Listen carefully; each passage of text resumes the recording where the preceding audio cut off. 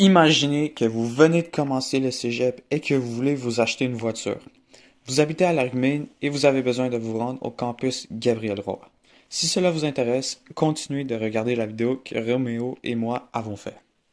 Avant de commencer, voici les caractéristiques que nous allons utiliser pour déterminer la vie du personnage en question. Il travaille 15 heures par semaine aux promenades pour le salaire minimum.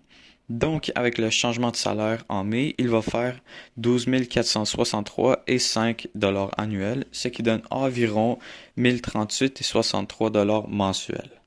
Environ 200 km par semaine s'il se déplace en voiture. Comme j'ai dit, il habite sur Maine et doit se rendre à Gabriel-Roy. Il doit aussi y avoir des loisirs. Nous avons choisi comme loisir la skate qui coûte environ 300 dollars, la planche à neige pour l'hiver qui coûte environ 1431 dollars et 69 cents pour tout l'équipement et la passe de saison, et la guitare électrique qui va au moins coûter 552 dollars. Donc au total, 2283 dollars et 69 cents plus taxes s'il veut faire toutes ces activités. Il n'y a pas de mise de fonds et il veut commencer à épargner tout après avoir eu l'auto. Bon, maintenant voici notre première voiture, une Toyota Corolla 2010 qui coûte 4800 dollars.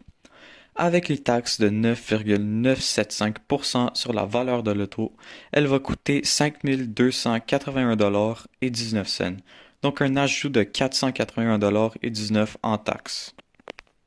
La voiture vient avec des pneus d'été et d'hiver presque neufs. On aimerait la payer en un an, donc 440 dollars et 10 sous pour la voiture seulement. Ce n'est pas précis combien de carburant elle utilise, donc nous avons pris la moyenne qui nous donne 6,8 litres sur 100 km. 1 litre de gaz coûte 142,9 sous selon une station de service près de chez moi.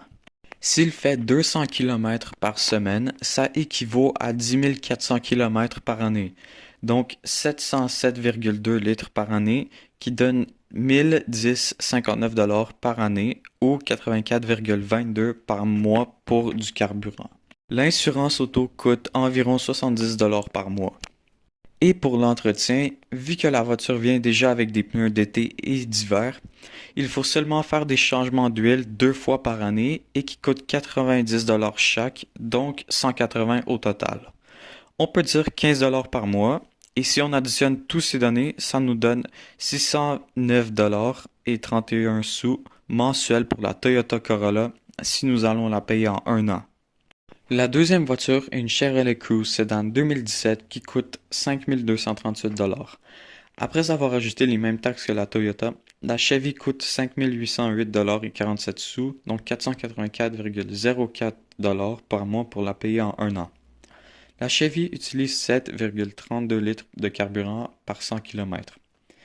10 400 km par année veut donc dire 751,28 litres de carburant par année qui coûte 142,9 sous, donc 1087 dollars et 87 sous par année ou 90,66 dollars par mois. L'assurance va coûter le même montant que la Toyota, donc 840 dollars par année. Et l'entretien va être plus coûteux car la Chevy ne vient pas avec les pneus d'été, donc il faut en acheter 4 qui coûtent au total 1000 dollars. Il faut aussi 2 changements d'huile. En tout, la Chevy va coûter 743 dollars par mois pour un an. Nous n'avons pas besoin d'emprunter de l'argent à la banque car notre salaire nous permet de facilement payer pour une des voitures et avoir de l'argent restant. Voici la feuille avec tous les calculs. Vous pouvez peser sur pause pour bien la regarder. Les cours de conduite coûtent 937 dollars et l'examen théorique 13,20 dollars. Le permis d'apprenti 86,63 dollars. L'examen pratique 78 et 45 dollars. Et les cours relatifs au permis 18 et 10 dollars. En tout, 1133,38 dollars. La plaque d'immatriculation standard coûte 31 dollars par mois selon mon père. Ce serait aussi possible d'acheter des cartes d'autobus à 113 dollars par mois, sauf que le trajet entre Rumaine et Gabriel-Roy prend environ seulement le tiers du temps en voiture. En conclusion, nous croyons qu'acheter une voiture est une bonne option car c'est plus rapide que l'autobus et ça permet d'aller n'importe où quand on veut. La Toyota spécifiquement est la meilleure car elle coûte moins cher mais vient avec des pneus d'été et d'hiver. Avec ce salaire minimum, c'est possible de faire tous les loisirs choisis et d'avoir de l'argent à épargner pour des projets dans le futur.